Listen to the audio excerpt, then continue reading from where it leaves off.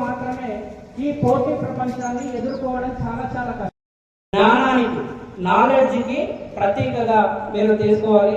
మేము ఈ general knowledge మనకు పాఠ్యాంశాలతో పాటుగా బయట ఉండేటటువంటి విషయాలు కూడా ప్రపంచవ్యాప్తంగా. అలాంటి పేద విద్యార్థులు ప్రస్తుతం ప్రభుత్వ బడిలో ఉన్నారు.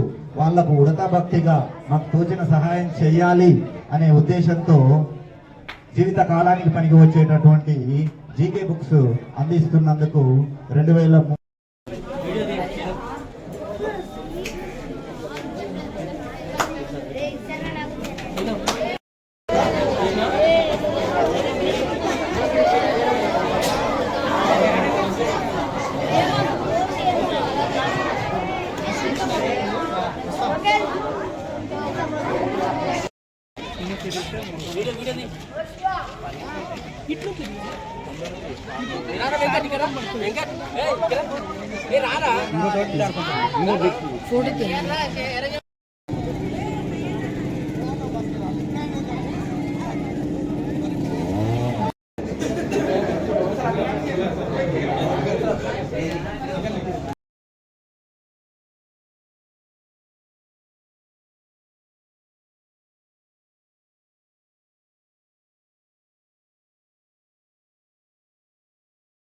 ఈ రోజు ఏదో సొంత ఇంటికి వచ్చినట్టు ఉంది వాడ.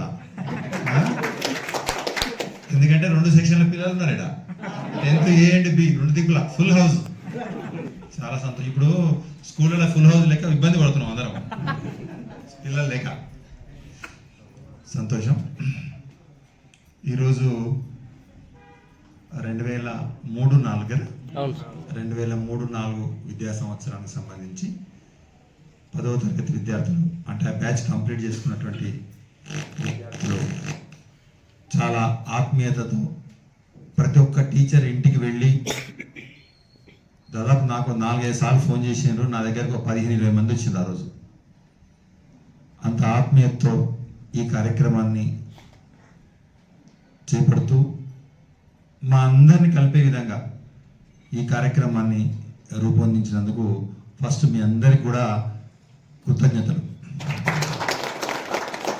ఎందుకంటే ముఖ్యంగా మా వేదిక పైన మా ఉపాధ్యాయ మిత్రులందరం కూడా అందరు కూడా నమస్కారం. మీ అందరికి కూడా శుభాశీస్సులు.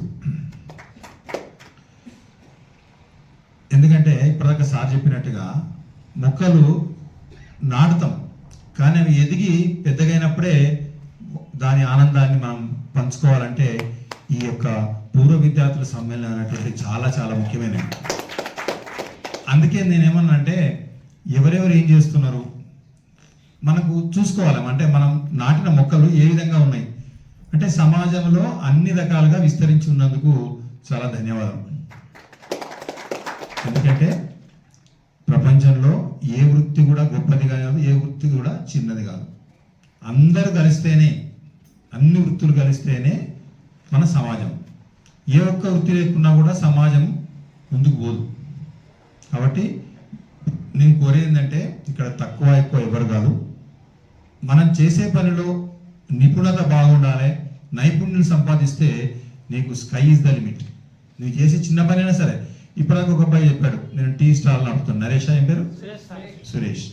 మరి చూడండి, వాళ్ళ టీ కొట్టు విషయం ఆలోచిస్తే పెద్ద పెద్ద టీ కంపెనీలు కూడా ఫ్రాంచైజ్ ఇచ్చి 5 లక్షలు 6 లక్షలు 7 లక్షలు ఇచ్చి ఫ్రాంచైజ్ కొంటున్నారు.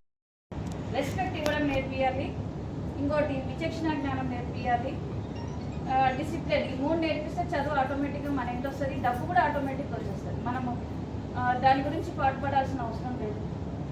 ఎందుకంటే మనం అదే దూరంలో మనం బయటకు వచ్చినాం.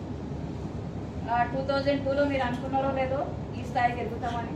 కాకపోతే మేము చెప్పినట్టు మీరు నడుచుకున్నారు కాబట్టి ఈ స్థాయికి వచ్చాను. నేను ఏదో డాక్టర్ అయితే ఇంజనీర్ అయితే అనేది ఎవ్వరు అనుకోలేదు. నేను కూడా టీచర్ని అయితే నేను కూడా అనుకోలే. బిజినాపల్లి వస్తాను కూడా అనుకోలేదు. బిజినాపల్లి నేను పుట్టిన ప్రదేశం. మా నాన్న ఇక్కడ చేసిన అదే స్కూల్లో చేసిండు. నేను కూడా ఇక్కడ 6 years చేసిన.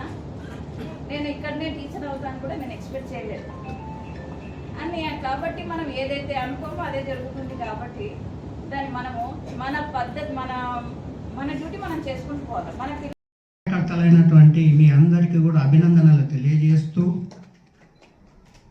ముఖ్యంగా నా సర్వీస్లో మర్చిపోలేనటువంటి రోజు ఇది. ఎందుకంటే